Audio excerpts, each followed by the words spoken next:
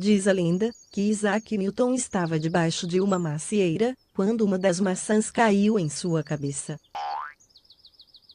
Então ele se perguntou: por que ao invés de cair, a maçã não sobe? A partir daí, Newton começou a estudar essa força misteriosa que atraía os corpos para o chão. A partir de então, nascia a lei da gravitação universal.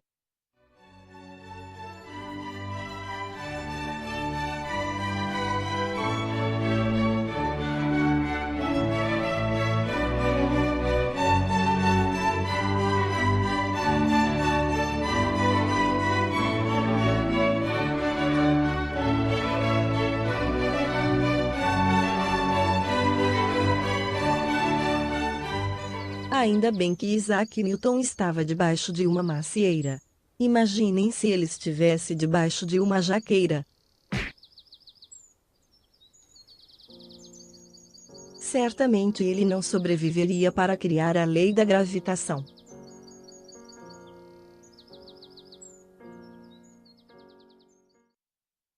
Ainda que os efeitos da gravidade sejam bem fáceis de notar, como a maçã caindo da árvore, a busca de uma explicação para a força gravitacional embaraçou o homem durante muitos séculos. O filósofo grego Aristóteles empreendeu uma das primeiras tentativas de explicar como e por que os objetos caem em direção à Terra. Entre suas conclusões, estava a ideia de que os objetos pesados caem mais rápido que os leves. Embora alguns tenham se oposto a essa concepção, ela foi comumente aceita até o fim do século XVII. O matemático e astrônomo alemão Johannes Kepler estudou as observações do astrônomo Tycho Brahe e descobriu, por volta de 1605, que estas observações seguiam três leis matemáticas relativamente simples. Suas três leis do movimento planetário desafiavam a astronomia e física de Aristóteles.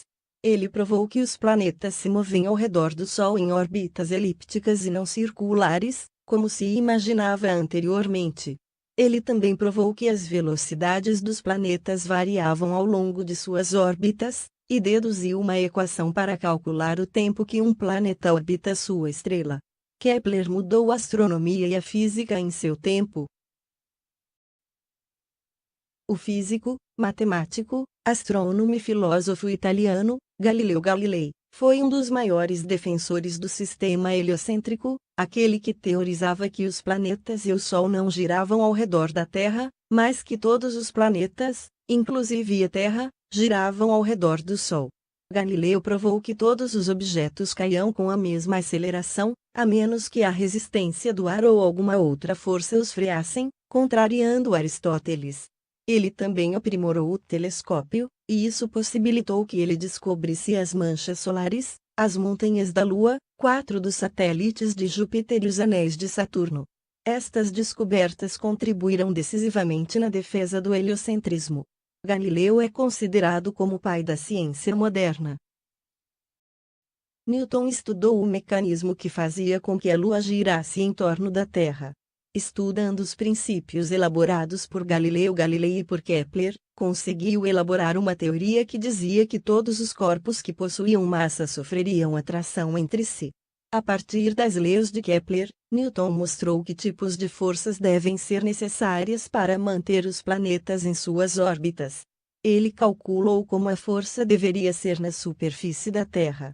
Essa força provou ser a mesma que dá à massa sua aceleração. A grande sacada de Newton foi deduzir que a mesma força que fazia a maçã cair, mantinha a Lua em sua órbita em torno da Terra. A lei da gravitação universal elaborada por Isaac Newton, diz que duas partículas quaisquer do universo se atraem gravitacionalmente por meio de uma força que é diretamente proporcional ao produto de suas massas, e inversamente proporcional ao quadrado da distância que as separa. Nascia a equação da força da gravidade Fg, onde G maiúsculo é a constante gravitacional universal, M maiúsculo e M minúsculo a massa de cada uma dessas partículas, e D, a distância entre seus centros de massa. A constante gravitacional G foi medida pela primeira vez muito depois de Newton. Henry Cavendish, um físico inglês, determinou seu valor somente em 1798.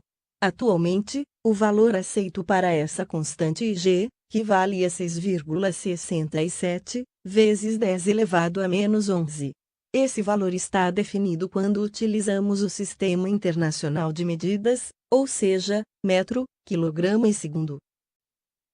Descoberta a equação que define a força gravitacional que existe entre duas partículas, podemos facilmente aplicá-la ao sistema solar, e descobrir qual é a intensidade da força gravitacional que mantém a Terra em órbita do Sol.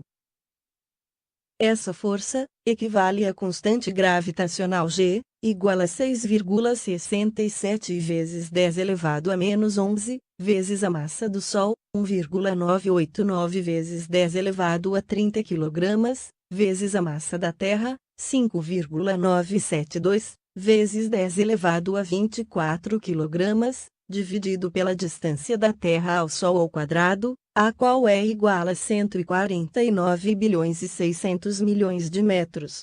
Isso resulta numa força de 3,54 vezes 10 elevado a 22 newtons.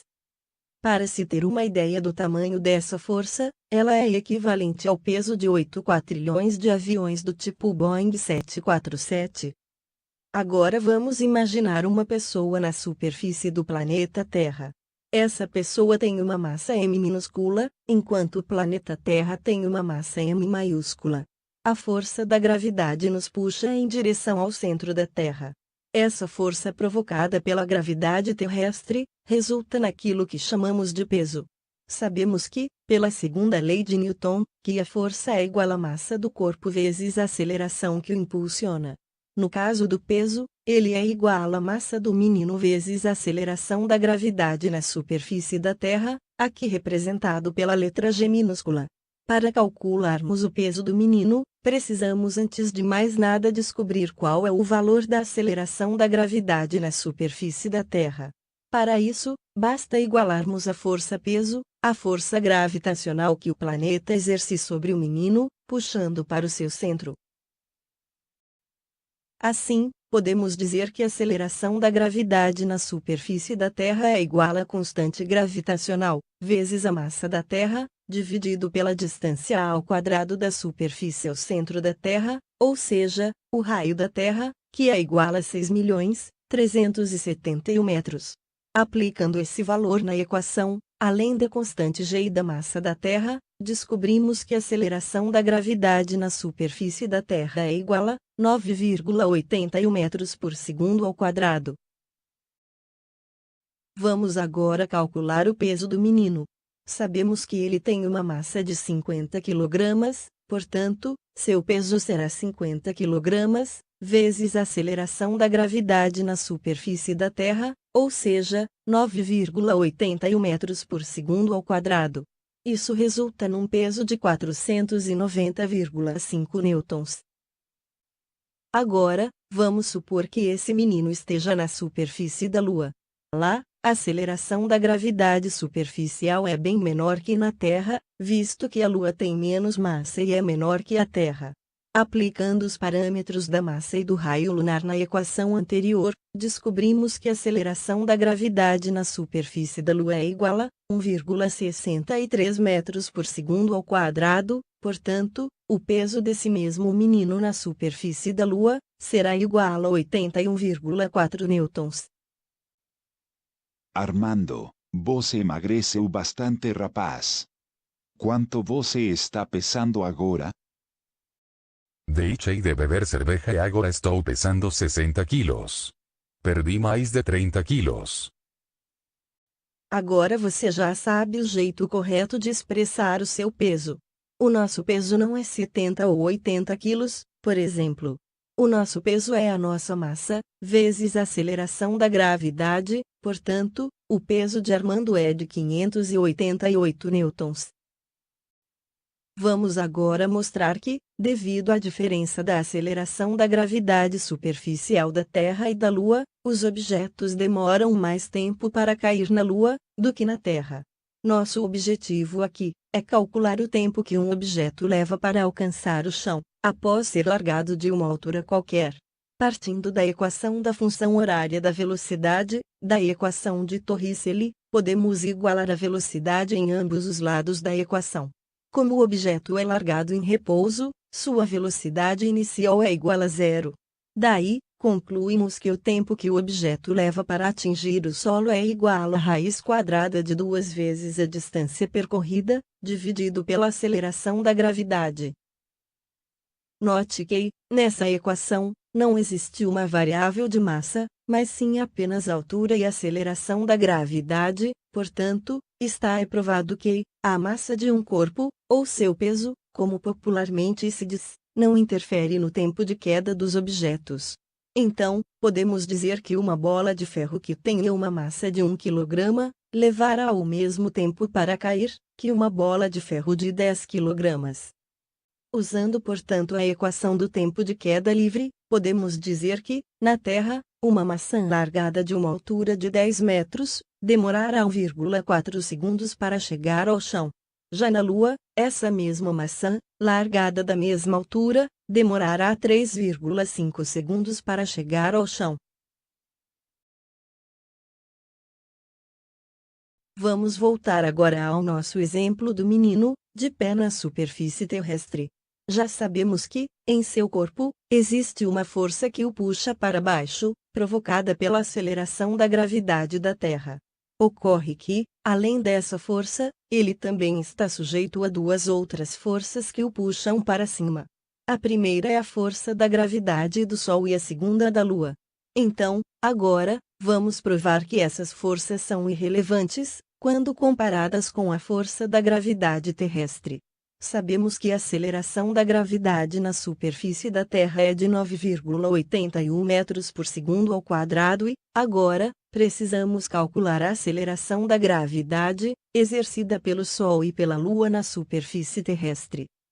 Usando a equação já usada anteriormente para calcular a aceleração da gravidade, vamos descobrir que a aceleração da gravidade provocada pelo Sol na superfície da Terra é dada pelo produto da constante g, vezes a massa do Sol, dividido pelo quadrado da distância entre a Terra e o Sol, o que equivale a 1,49 vezes 10 elevado a 11. Assim, descobrimos que a aceleração da gravidade do Sol na superfície terrestre nos puxa para cima, com uma intensidade de 0,01 metros por segundo ao quadrado. Para calcular a aceleração da gravidade da Lua na superfície terrestre, usaremos a mesma equação, porém, a distância entre a Terra e a Lua é de 3,84 vezes 10 elevado a 8 metros. Assim, a aceleração da gravidade da Lua na superfície terrestre equivale a 3,3 vezes 10 elevado a menos 5. Somando ambas, concluímos que a resultante é bem menor que os poderosos 9,81 metros por segundo ao quadrado que a Terra exerce sobre o menino. Se o Sol estivesse 40 vezes mais próximo da Terra, ou seja, apenas a 3.700.000 quilômetros, contra os reais quase 150 milhões de quilômetros, a força gravitacional que o Sol exerceria na superfície da Terra, provocaria uma aceleração da gravidade na nossa superfície de 9,48 metros por segundo ao quadrado, ou seja, um valor quase igual à nossa aceleração da gravidade provocada pelo próprio planeta Terra. Nesse caso, se não morrêssemos incinerados pelo calor, poderíamos quase flutuar em nossa superfície, assim como os astronautas fazem quando estão em órbita da Terra. Se você perguntar a qualquer pessoa o motivo pela qual os astronautas flutuam no espaço, a maioria responderá que é devido à falta de gravidade. Mas esta não é a resposta correta. Os astronautas em suas naves espaciais estão a uma altura de aproximadamente 300 km de altitude, porém, nessa altura, a aceleração da gravidade ainda é alta e não é suficiente para fazer as pessoas flutuarem. Nessa altura, o valor de g é igual a 8,95 metros por segundo ao quadrado. Então, como os astronautas flutuam? O motivo é devido à sua queda livre, ou seja, quando os astronautas estão em órbita da Terra, a gravidade terrestre os atrai. As naves espaciais não caem na Terra porque, ao mesmo tempo em que estão caindo em direção à Terra, elas se movem com velocidade orbital em uma direção tangencial a uma velocidade muito rápida, cerca de 28.000 km por hora, como se pode observar nesta animação.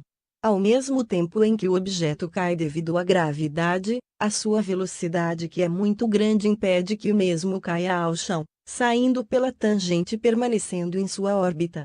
Segundo Isaac Newton, toda órbita é uma queda infinita, que nunca chega ao chão, porque enquanto o corpo cai, ele também se move com velocidade orbital. Por isso, dentro da nave, os astronautas sentem-se sem peso, embora haja gravidade.